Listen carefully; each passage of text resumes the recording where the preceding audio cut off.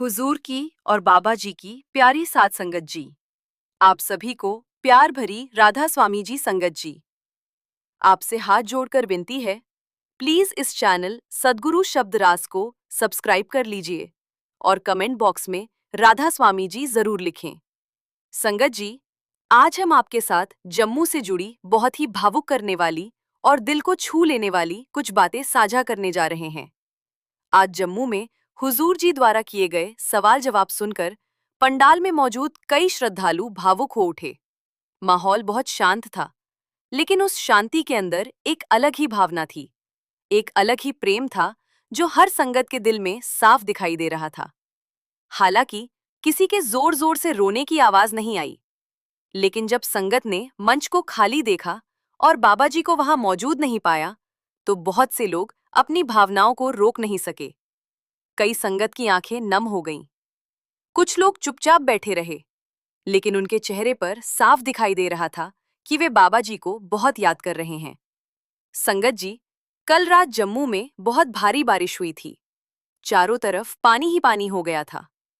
Parking area में जहां बसें खड़ी की जाती हैं, वहां भी काफी पानी भर गया था। शहर में ट्रैफिक भी बहुत ज्यादा था। फिर भी संगत दूर दूर से सत्संग सुनने और हुजूर जी के दर्शन करने पहुंची। ये संगत का प्रेम ही है जो इतनी मुश्किलों के बावजूद भी संगत सत्संग में पहुंचती है। आज के कार्यक्रम की शुरुआत पाठी जी के सत्संग से हुई। पाठी जी ने लगभग आधे घंटे तक बहुत ही सुंदर सत्संग सुनाया। आज की वाणी पांचों बादशाह की ली गई थी, जिसमें नाम, सेवा और सिमरन की महिमा बताई गई। संगत बहुत ध्यान से वाणी सुन रही थी। इसके बाद दो शब्दों का पाठ हुआ और पूरा पंडाल नाम की धुन में शांत बैठा रहा। फिर उसके बाद हुजूर जी मंच पर आए और संगत के साथ सवाल जवाब शुरू किए।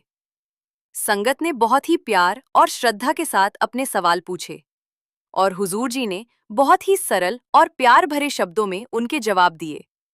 संगत में से एक व्यक्ति ने सवाल पूछा कि बाबा जी को साथ क्यों नहीं लाया गया।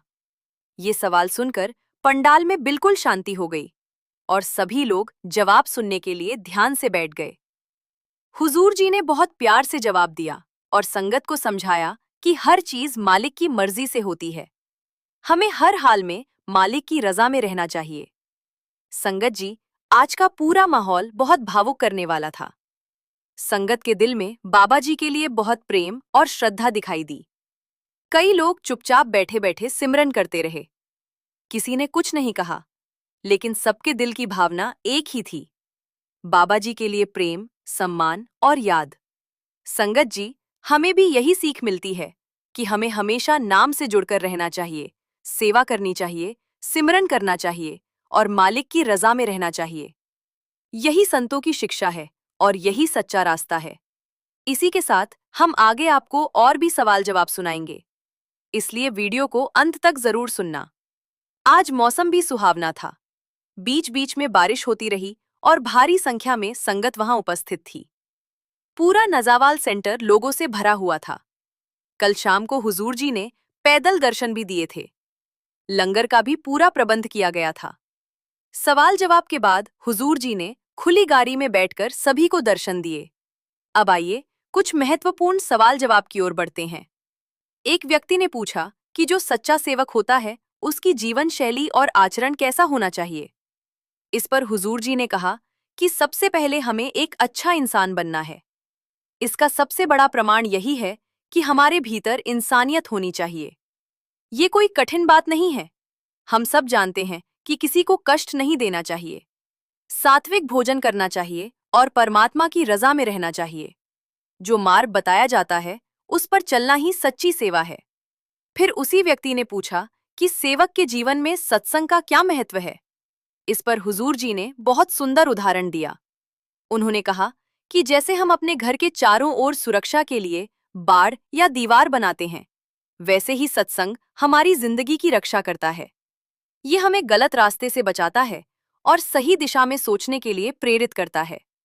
हुजूर जी ने आगे कहा कि सत्संग में आने से हमारी सोच बदलती है, हमें आत्मचिंतन करने का मौका मिलता है और धीरे धीरे हमारा ध्यान परमात्मा की ओर लगने लगता है। भजन सिमरन से पहले सत्संग का बहुत महत्व है। क्योंकि यही हमें सही रास्ते पर लाने का काम करता है। कभी कभी जीवन में ठोकर लगना भी जरूरी होता है, और सत्संग हमें वही ठोकर देकर जागरूक करता है। इसके बाद एक बहन ने सवाल किया कि उसे 1 साल हो गया है, लेकिन उसके पास कोई सहारा नहीं है, फिर भी वह सेवा कर कामकाज पर ध्यान देना चाहिए। लेकिन जब हम अपने पैरों पर खड़े हो जाते हैं, तब हम सेवा की ओर भी पूरा ध्यान दे सकते हैं। फिर उस भाई ने प्रश्न किया, हम इस दुनिया में मालिक से मिलने के लिए आए हैं, तो इसमें इतना समय क्यों लग जाता है? हुजूर जी ने कहा, समय कहाँ लगता है? हम तो लाखों करोड़ों वर्षों से मालिक से बिछड़े हुए हैं, और हमें सिर्फ 70 से 80 साल की उम्र में ही वो अवसर मिल जाता है। इससे छोटा रास्ता हो ही नहीं सकता। हमें मेहनत करनी है और मालिक की रजा में रहना है। फिर एक बहन ने पूछा कि जब इंसान जन्म लेता है या मृत्यु होती है, तो क्या उसे अपने कर्मों का हिसाब देना पड़ता है? हुजूर जी ने कहा कि सब कुछ कर्मों पर ही निर्भर करता है। हम कैसे कर्म करते हैं और मालिक के साथ हमारा कितना जुड़ाव है, उसी आधार पर तय होता है कि अगला जन्म कहाँ मिलेगा। इसके बाद एक भाई ने अंधविश्वास के बारे में सवाल किया। हुजूर जी ने समझाया कि हम अपनी कमजोरियों को छिपाने के लिए और अपनी जिम्मेदारियों से बचने के लिए अंधविश्वास का सहारा लेते हैं। उन्होंने कहा कि आध्यात्मिक मार्ग तर्क और समझ पर आधारित होता है। जैसे हमें नशा नहीं करना चाहिए, सात्विक भोजन करना चाहिए। इसके पीछे स्पष्ट तर्क और लॉजिक है। लेकिन जिन चीजों में तर्क नहीं होता, हम उन्हें बिना सोचे समझे करते रहते हैं, और वो धीरे धीरे रिवाज और फिर अंधविश्वास बन जाती है। हम अक्सर तर्क को भूल जाते हैं, और जो हमारे माता पिता करते आए उसे ही बिना समझे अपनाते रहते हैं।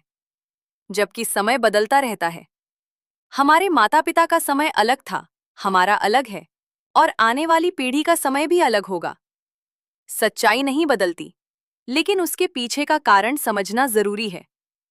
अगर हम बिना उद्देश्य के कुछ करेंगे, तो वो हमें अंधविश्वास की ओर ही ले जाएगा। फिर किसी ने पूछा कि अगर किसी सेवक से एक बार गलती हो जाए, तो क्या उसे पूरी जिंदगी उसका फल भुगतना पड़ता है? हुजूर जी ने कहा कि यहाँ बैठा कोई भी ऐसा नहीं है जिसने कभी गलती न की हो। हमें अपनी गलतियों से सीखना चाहिए और आगे बढ़ना चाहिए। उन्होंने उदाहरण दिया कि अगर जहर थोड़ा खाओगे तो असर कम होगा, ज्यादा खाओगे तो ये असर भी ज्यादा होगा। उसी तरह कर्मों का फल तो मिलता ही है, लेकिन मालिक ने हमें सीखने का अवसर भी दिया है। अगर हम अपनी गलतियों से सीखते हैं, तो मालिक के घर में केवल दया और कृपा ही मिलती है। उन्होंने कहा कि मालिक कभी किसी का इम्तिहान नहीं लेता, क्योंकि अगर वो सच में परीक्षा लेने लगे तो कोई भी उस पर खड़ा नहीं उतर पाएगा। हमारा उद्देश्य यही होना चाहिए कि हम अपनी गलतियों से सीखें और आगे बढ़ें। फिर एक भाई ने पूछा कि बाबा जी को क्यों नहीं लाया गया? हुजूर जी ने कहा कि बाबा जी ही उन्हें भेजते हैं, वे उनके गुरु हैं। जहां से जैसा आदेश मिलता है वे वैसा ही करते हैं। उन्होंने कहा कि बाबा जी उनके आगे आगे चलते हैं और वे उनके पीछे चलते हैं। जैसा हुक्म होता है वे वैसा ही पालन करते हैं। एक बहन ने पूछा कि जो हम सोशल मीडिया से कमाई करते हैं, क्या वो गलत है? हुजूर जी ने बहुत साफ शब्दों में कहा कि इसमें बिल्कुल भी कोई गलती नहीं है। उन्होंने समझाया कि असली बात यह है कि हम उसे कितना समय देते हैं। अगर हम दिन भर काम करते हैं और उसके बाद शाम को घर आते हैं, यानी अगर हम 7 घंटे तक काम करते हैं, तो ये बिल्कुल ठीक है। लेकिन अगर कोई इंसान 24 घंटे सिर्फ सोशल मीडिया में ही लगा रहता है और पूरी तरह उसी में डूब जाता है, तो वो गलत है। फिर उसी बहन ने एक और सवाल किया। उसने कहा कि उसकी शादी सत्संगी परिवार में हुई है, लेकिन शादी से पहले वो नॉनवेज खाती थी। अब उसे लगता है कि उससे गलती हुई है, तो वो क्या करे? हुजूर जी ने जवाब दिया कि उन पुराने कर्मों का नाश भजन सिमरन के जरिए ही किया जा सकता है। उन्होंने कहा कि रास्ता सही है, और जब हम मालिक के दर पर आ गए हैं, तो वो सही समय पर हमें शक्ति भी देगा। हर इंसान को एक समय ऐसा जरूर आता है जब उसे इस रास्ते की समझ आती है और उसे अपनी पुरानी गलतियों का एहसास होता है। उन्होंने ये भी कहा कि जब हमें सही और गलत की समझ हो जाती है, उसके बाद हमें अपने जीवन में उस पर अमल करना चाहिए। अगर हम जानबूझकर गलती करते हैं तो उसका फल भी ज्यादा भुगतना पड़ता है। पहले हम अज्ञानता का सहारा ले सकते थे, लेकिन अब जब हमें समझ आ गई है तो फिर वो बहाना नहीं चलता। उस बहन ने आगे कहा कि हुजूर जी ने उसे सब कुछ दिया है। उसका घर, परिवार, सास, ससुर सब अच्छे हैं। इस पर पूरी संगत हंसने लगी। फिर उसने नामदान देने की बात भी की। इसके बाद एक व्यक्ति ने कहा कि हुजूर जी, आप सरायपुर नहीं आए? मैं वहां सेवा करता हूं, आप एक बार जरूर आइए। हुजूर जी ने कहा कि वो जरूर आएंगे। फिर एक भाई ने कहा कि उसकी पत्नी सत्संग में नहीं आती तो वो क्या करे। इस पर थोड़ी हंसी भी हुई। हुजूर जी ने समझा और सवाल आया, अगर हम किसी से बहुत ज्यादा प्यार करते हैं तो वो हमें क्यों नहीं मिलता? हुजूर जी ने कहा कि सच्चे दिल से किया गया प्यार जरूर मिलता है, लेकिन आजकल हमने प्यार को सिर्फ शारीरिक आकर्षण में बदल दिया है। उन्होंने समझाया कि असली प्यार बहुत ऊंची चीज है, जबकि जो हम अक्सर महसूस करते हैं वो मोह होता है। सच्चे प्यार में कोई मांग नहीं होती, उसमें सिर्फ देना होता है, त्याग होता है। जब हम सच्चा प्यार करते हैं तो हमें बदले में उससे भी ज्यादा प्यार मिलता है। अंत में किसी ने पूछा कि कई बार हम सही होते हैं, फिर भी लोग हम पर आरोप लगाते हैं या उंगली उठाते हैं, तो ऐसे समय में क्या करना चाहिए? हम अक्सर बड़ों से सलाह तो ले लेते हैं, लेकिन जब वो सलाह पर चलकर फैसला लेने की बात आती है, तब कई बार हम खुद उस पर खरे नहीं उतर पाते। इस पर हुजूर जी फरमाते हैं कि यह जीवन हमें सीखने के लिए मिला है। हमें भीतर से अच्छी तरह पता होता है कि क्या सही है और क्या गलत। हुजूर जी समझाते हैं कि जो रास्ता हमारे लिए बनता है वो हमारी ताकतों और कमजोरियों को देखकर ही बनता है। इसलिए सबसे पहले हमें अपनी ताकतों को पहचानना संगीत चाहिए। क्या हम उस रास्ते पर चलने के काबिल हैं या नहीं? अगर हम सक्षम हैं तो हमें उस रास्ते को जरूर अपनाना चाहिए। लेकिन केवल योजना बनाने से कुछ हासिल नहीं होगा। असली बात है उस पर चलना। जब हम उस रास्ते पर चल पड़ते हैं तब हर चीज का ज्यादा विश्लेषण करने की जरूरत नहीं होती, क्योंकि कई बार हम सोचते ही रह जाते हैं और समय यूं ही निकल जाता है। फिर एक बहन ने पूछा कि जो किस्मत में लिखा होता है क्या वही हमें मिलता है? हुजूर जी ने कहा कि किस्मत हमें एक मुकाम तक जरूर ले आती है, लेकिन उसके बाद हमारा कर्म और सीखना जरूरी है। हम गलतियां करेंगे, उनसे सीखेंगे, और मालिक के घर में तो सिर्फ रहमत ही रहमत है। अगर हमारे लिए कुछ सही नहीं होगा तो मालिक वो हमें कभी नहीं देगा। लेकिन इसका मतलब ये नहीं कि हम मेहनत करना छोड़ दें। हमें अपनी तरफ से पूरी कोशिश करनी है, अपना काम ईमानदारी से करना है। बाकी मालिक अपना काम खुद करेगा और अपनी मेहर बरसाएगा। फिर एक भाई ने सवाल किया कि जो लोग सेवा पर आते हैं लेकिन नॉनवेज खाते हैं, उनके बारे में क्या? हुजूर जी ने समझाया कि अगर हमें पता होने के बावजूद हम आग में हाथ डालेंगे तो जलेंगे भी हम ही, और उसकी सजा भी हमें ही भुगतनी पड़ेगी। जब हमें नाम दिया जाता है तब सभी नियम और सिद्धांत साफ साफ समझा दिए जाते हैं, कुछ भी छुपाया नहीं जाता। अगर हम उन नियमों का पालन नहीं करेंगे तो उसका परिणाम भी हमें ही भुगतना होगा। जैसे किसी दफ्तर में नियम होते हैं, अगर हम उन्हें नहीं मानते तो हमें सजा मिलती है, कभी कभी नौकरी भी चली जाती है। इसलिए जरूरी है कि हम नियमों का पालन करें। हुजूर जी आगे कहते हैं कि यह सोच लेना कि अंत में मालिक सब संभाल लेगा, ये सही सोच नहीं है। अगर हमने नाम लिया है तो हमें अपने वचन पर दृढ़ रहना होगा। साथ ही हमें दूसरों की परख करने या उनकी आलोचना करने से बचना चाहिए। किसी पर उंगली उठाने के बजाय हमें अपनी गलतियों से सीखना चाहिए। एक व्यक्ति ने अरदास की कि हुजूर जी कृपा करें, हमसे गलतियां ना हो और हमें उनसे बचा कर रखें। हुजूर जी ने इसे स्वीकार किया। फिर एक बहन ने बताया कि उसके मन में बहुत तेज आवाजें आती हैं, जिन्हें वो नजरअंदाज नहीं कर पाती। इस पर हुजूर जी ने कहा कि यहाँ बैठे आधे से ज्यादा लोगों को ऐसी आवाजें नहीं आती, और अगर किसी को आती हैं तो उन्हें समझने और सही तरीके से सुनने की जरूरत है। इसके बाद उसी बहन ने अपनी बहन के लिए सरकारी नौकरी की मांग की। इस पर हुजूर जी ने कहा कि क्या संतों का काम सिर्फ यही रह गया है? उन्होंने समझाया कि परमार्थ के रास्ते में हमें दुनियावी चीजें नहीं मांगनी चाहिए। जब हम अपनी आस्था को दुनियावी इच्छाओं से जोड़ देते हैं, तो अगर हमारी इच्छा पूरी हो जाए तो हम संत को महान मान लेते हैं, लेकिन अगर पूरी ना हो तो हमारा विश्वास डगमगाने लगता है। इसलिए परमार्थ में हमें इन इच्छाओं को साथ नहीं लाना चाहिए। हुजूर जी ने अंत में कहा कि अगर हमें कोई चीज मिलती है तो भी हमें मालिक का शुक्र अदा करना चाहिए, और अगर नहीं मिलती तब भी उसका शुक्र ही करना चाहिए। यही सच्ची भक्ति और सच्चा विश्वास है। जब हमें कुछ नहीं मिलता तब भी हमें उस परमात्मा का धन्यवाद करना चाहिए। यही भावना रखनी चाहिए। एक व्यक्ति ने प्रश्न किया कि जब हम परमात्मा के रास्ते परमार्थ पर चलते हैं तो जीवन में कई सीमाएं और मुश्किलें सामने आती हैं। रोजमर्रा की जिंदगी में हमें परेशानियों का सामना भी करना पड़ता है। ऐसे समय में हमें क्या करना चाहिए? हुजूर जी ने समझाया कि जब हम परमार्थ के मार्ग पर चलते हैं तो हम एक लक्ष्य तय करते हैं, लेकिन इसका मतलब ये नहीं कि हम पहले ही दिन उस लक्ष्य तक पहुंच जाएंगे। हम प्रयास करते हैं, अनुभव प्राप्त करते हैं। उन्हें बाहर नहीं बल्कि अपने भीतर ढूंढना है। फिर उस बहन ने कहा कि उसकी एक दोस्त बहुत भाग्यशाली है क्योंकि उसके गुरु उससे आमने सामने बैठकर बात करते हैं। इस पर हुजूर जी ने मुस्कुराते हुए कहा कि अब तो तुम्हारी भी लॉटरी लग गई। ये सुनकर संगत जोर से हंसने लगी। हुजूर जी ने आगे कहा कि तुम भी ऐसे ही बात कर सकती हो। जब भी कोई सवाल हो तुम यूट्यूब या इंस्टाग्राम खोल लिया करो। वहां तुम्हें किसी ना किसी रूप में जवाब मिल जाएगा, और अगर वहां भी जवाब ना मिले तो अपने अंदर ही प्रश्न पूछा करो, क्योंकि बाबा जी तो हमेशा हमारे अंदर ही मौजूद हैं। बस इंतजार करते हैं कि हम उनसे जुड़ें। उस बहन ने फिर पूछा, क्या सच में अंदर से बात होगी? हुजूर जी ने मुस्कुराकर कहा, हाँ बिल्कुल होगी, खासकर आप बहनों के साथ तो ये एक खास रिश्ता होता है। वो बहन बोली, पक्का?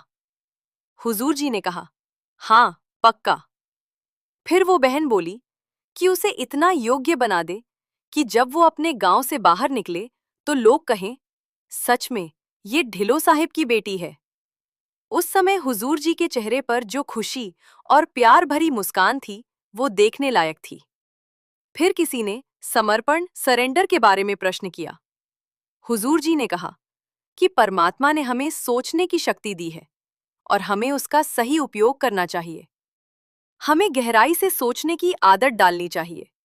उन्होंने ये भी कहा कि परमात्मा ने हमें विवेक समझ दी है। जैसे जैसे हम भजन सिमरन करते हैं और आध्यात्मिक अवस्था में आगे बढ़ते हैं, हमें ये एहसास होने लगता है कि असल में हम कुछ नहीं कर रहे, सब कुछ वही करवा रहा है। जब हम उसके बहाने में इच्छा में चलना सीख जाते हैं, तब हमें सच्चाई समझ में आती है कि सृष्टि का संचालन वही कर रहा है।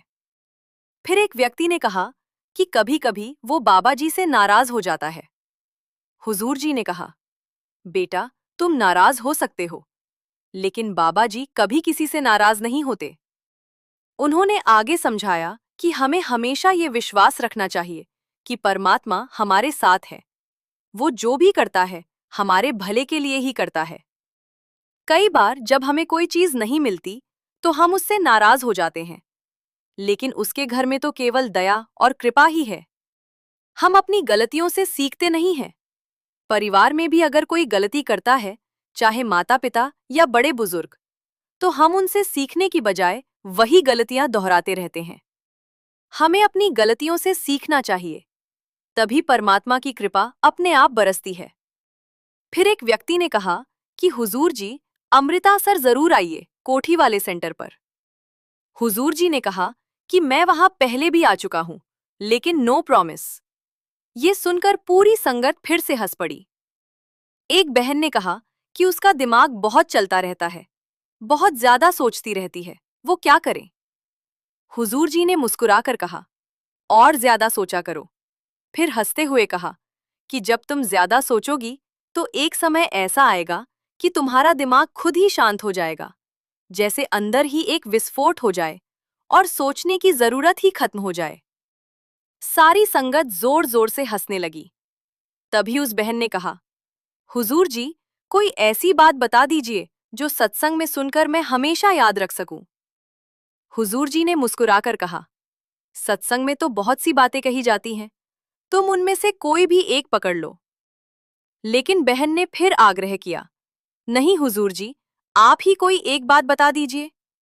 तब हुजूर जी ने बड़े सरल शब्दों में कहा, बेटा, अच्छा इंसान बनो। इसके बाद भी वो बहन कहने लगी, हुजूर जी, मुझे अपने साथ रखना, मुझ पर कृपा करना। हुजूर जी ने हल्के अंदाज में कहा, और फिर खुद ही बोले, बस इतना ही। ये सुनकर पूरी संगत फिर से हंस पड़ी। हुजूर जी ने मजाक में कहा, अच्छा पति, अच्छे बच्चे नहीं चाहिए।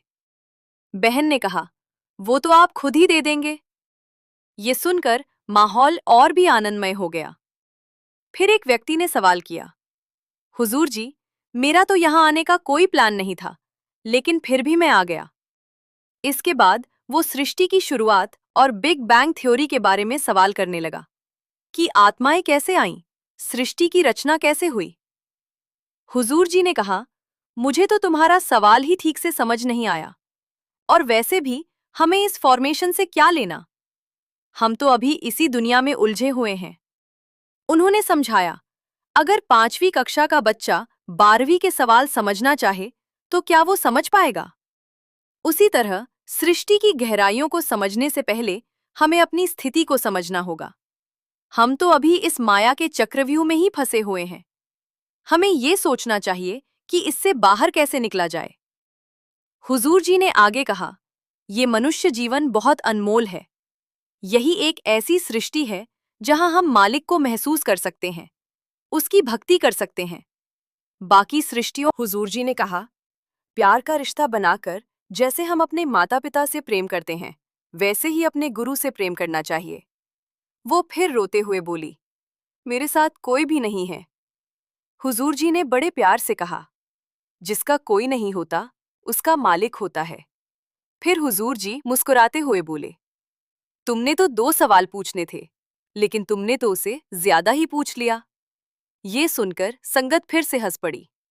वो बहन रोते रोते बोली, मैं सचखंड जाना चाहती हूँ। हुजूर जी हंसते हुए बोले, तुमने तो सब कुछ ही मांग लिया। फिर हुजूर जी ने समझाया कि हमें अपनी जिंदगी को सही दिशा में ले जाना है, अच्छे कर्म करने हैं और सच्चे दिल से भक्ति करनी है। यही रास्ता हमें मैं उस परमात्मा के करीब ले जाता है। हम अच्छे इंसान बने, अच्छे बच्चे बने, लेकिन इसके लिए सबसे पहले हमें खुद पर काम करना होगा। पहले हमें अपने आचरण को सुधारना चाहिए। इसी दौरान किसी ने सवाल किया कि जब हम रेस्टोरेंट में जाते हैं, वहां अक्सर नॉनवेज भी बनता है। कई बार मजबूरी में हमें वही खाना पड़ता है, चाहे हम वेज ही क्यों ना खाते हों। इस पर हुजूर जी ने समझाया कि बेटा, जब हमारे पास विकल्प मौजूद है, तो हमें ऐसी जगह जाने की क्या जरूरत है। हम किसी ऐसे देश में नहीं रहते जहां हमारे पास कोई चॉइस ना हो। हम भारत में रहते हैं, जहां खाने के बहुत सारे विकल्प उपलब्ध हैं। इसीलिए कोशिश करनी चाहिए कि हम ऐसी जगहों से बचें। फिर एक बहन ने अपने घरेलू जीवन से जुड़ी बात साझा की।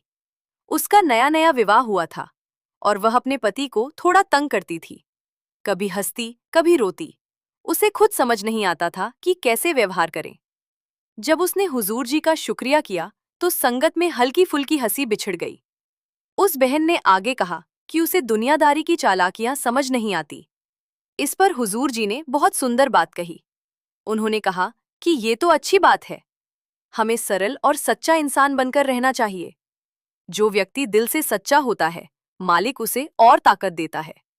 हमें अपने स्वभाव को अच्छा बनाए रखना है, ना कि चालाक बनना है। फिर हुजूर जी ने हंसी हंसी में पूछा कि क्या तुमने अपने पति को काबू में किया या नहीं। इस पर फिर से माहौल हल्का हो गया और सब हंस पड़े।